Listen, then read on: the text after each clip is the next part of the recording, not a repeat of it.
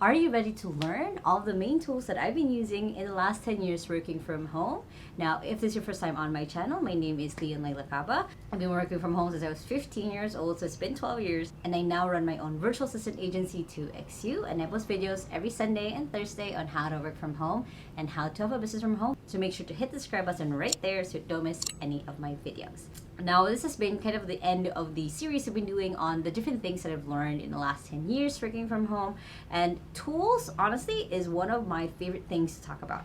It's mostly because tools are a multiplier to who you are. So if you are someone who has the talent, as an example, and then you're only using pen and paper, then it's going to be harder for you to show up in different ways. So you need a tool to multiply who you are. On the flip side, you can have the best tools in the world, but if you don't know how to use it, it's not gonna come up in any way for you. So keep this in mind as I go through the list of the tools that I use every single day that has helped me in my career, in my business, in every aspect of my life. Now, the first tool that I really recommend, always recommend, is a tool called Notion. Now, Notion is one of the things that I've been using almost for about 4 or 5 years now, because it's just one of the more versatile tools that has helped me a lot with my productivity. I think of it as like Lego blocks. So if you guys have never seen Notion before, here is an example of my own. Here's an example of what my Notion main dashboard looks like. So you can see I have like the dates on here, I have my calendar on here so I know what meetings to go through. I use it for a task tracker primarily. That's kind of how I've been doing it. But the main thing that I use Notion for is really just for information, for having all of the things that I need in my life just in a database or in a Notion page. And this is something that I've actually started producing some Notion templates for you guys. If you guys want to check out the first one that I did, I've created one where how I use my task tracker. You guys can check out in the link below. And if you guys want to sign up for Notion yourself, you can use lianlai.com/Notion. But it's one of the tools that keeps me on track. And literally almost everything in 2XU is also in Notion, from our files, our databases, again, trackers for our assistants. It's also there where we have our setting operating procedures. So it's literally an information hub for me and my business, 2XU, because it's just one of the ways that we've been able to have a good building block on how we want certain things to look like. And again, if you guys want to see a sample of what I've kind of created in Notion, feel free to go to the link below, and you can sign up with using that. And I've done a lot of other videos on this channel as well, talking about how I use Notion. If you guys want a more in-depth version of that, feel free to comment below, and I'll walk you guys through how I use Notion from day to day. But there is a reason why it's #1 on my list of the tools that I love using in the last 10 years. The next tool you've probably heard about is Canva. Now, Canva has been one of the main tools that I love using for a multiple of reasons, but of course, it's first and foremost for the graphics in my business. So if you guys have been on my Instagram, my Facebook, my LinkedIn, every single one of the graphics you guys have seen are all created in Canva. Even the thumbnail for this whole video has been made through Canva. And just showing you guys real quick how I use Canva. So, of course, when I scroll down, you'll see like this is where we have the presentations for 2XU. We have our roadmap for 2XU right here. We have like assessments and, of course, like the quotes that you guys have seen. This is where I make my Facebook covers. So it's helped me a lot in managing a lot of the things that I do day to day. And I'm going to walk you guys really quickly on how I use Canva. So just scrolling through, you can see like this is where we have our deck for 2XU. You can see the quotes that we've used. You can see some of the graphics that we have seen, the YouTube thumbnail template that I use. So it is really just one of the things that helps me bring to life the things that I have in my head of like, okay, I want to visualize this. I use Canva for that. I use it also as a whiteboard most of the time. I use it for presentations when I'm doing speeches. So it is just one of the tools that I honestly just use every single day for almost everything. Even though I'm not the one creating the graphics, it's our social media manager. It's still something that if I need something brought to life, I use Canva for that. The next tool is just Google Workspace, which is basically Google Docs, Google Sheets, Google Slides, Google Drive, all that good stuff. I use it in my day-to-day as a business owner just because it's also where I can easily share files with people. So Of course, with Google Docs, that's where we create like documentation, documents for the business, like legal things. For Google Sheets, this is where we have our finances, our databases, everything else. Google Slides, so walk you guys through really quickly on how you use Google Slides. So whenever I have a presentation that I have coming up, that I'm about to do, I just kind of almost copy and pasted everything from slides here. So I'll just kind of pick and choose. Like the other day, I did a speech on content and affiliate marketing to a college. So I just grabbed that, use the templates and the things that I already had from other slides that I've done, and has made it very easy for me to share my screen, walk people through it, and also be able to give people access to like, hey, these were the slides that I used for our presentation. So again, it makes it very easy for me, not just as a business owner, but also as a speaker, as an educator of how I show up. The next tool that I can't show you guys what it looks like, the next tool that I use is WhatsApp. Now, WhatsApp is my primary communication place. It's one that I check a lot, check often, more than Messenger or anything else. And for me and my assistant, Honey, it's where we communicate back and forth throughout the day. So it helps me keep track, and people know that if they don't respond in other places, WhatsApp, I would probably respond right away. So it's just one of the tools that has made it easier for me to stay in touch with people, to keep updated, to have reminders as needed as people chat me back and forth. And honestly, like as I've moved from like different devices, I always make sure I have WhatsApp on it. Next is a newer tool that was added to this list, honestly, and it's basically ChatGPT. Now, I've done a ton of other videos on ChatGPT before. I'm probably going to come up with more in the next couple of weeks, but ChatGPT has become kind of really almost instantly part of my arsenal in my day-to-day when it comes to me working from home, managing my business. So basically, this is what ChatGPT looks like. Right now I have history kind of turned off, but I can ask prompts, I can brainstorm with it, I can ask it to write some of the social media captions that I have when I'm stuck.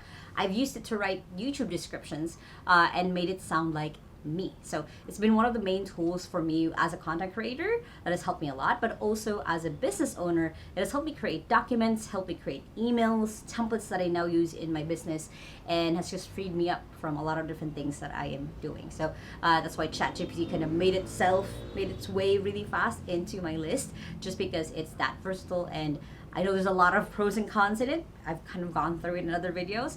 But it's one of the ways that in my business, a lot of other employees have just started using ChatGPT themselves. And it's kind of slowly, 2X slowly becoming an AI-powered executive assistant agency, which I love.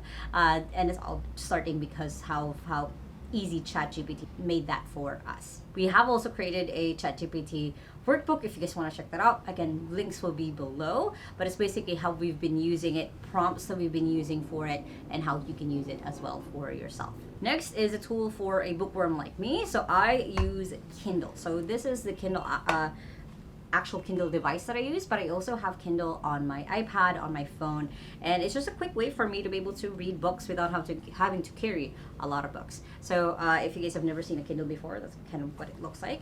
And yeah, for me, I have like a lot of books that I have on here that I want to read on the go, then I could just put this in my bag rather than carrying 5 books that I'm sometimes reading at the same time. Now, I've talked about in the last video of the different books that has helped me in the last 10 years. And honestly, reading has been one of my greatest shortcuts as a tool when it comes to figuring things out, how other people have done it, and how I can be better at it. Next tool is Zoom. Now, Zoom, if you guys don't know what Zoom is in the last couple of years, I don't know where you've been, but basically Zoom is our main way of doing meetings in 2XU, and as a way of how I show up. So as a really good example, parts of this video where you guys have seen me sharing my screen, all of this has been recorded on Zoom. Not the camera part, of course, because it'll be a separate device. But Zoom has helped it where I can do webinars, I can do meetings, I can do check-ins with people, even when I'm not, physically facing them.